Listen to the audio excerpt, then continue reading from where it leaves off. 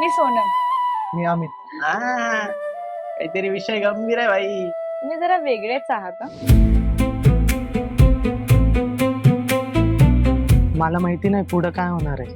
तू कुठं असशील, मी कुठं असेल, पण मला एक नक्की माहिती, मी तुझ्या प्रेमात पडलो.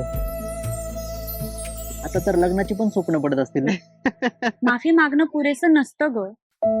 केलेली चूक सुधरवता आली पाहिजे. अमित, मला माफ करशील? ते तर कधीच केले.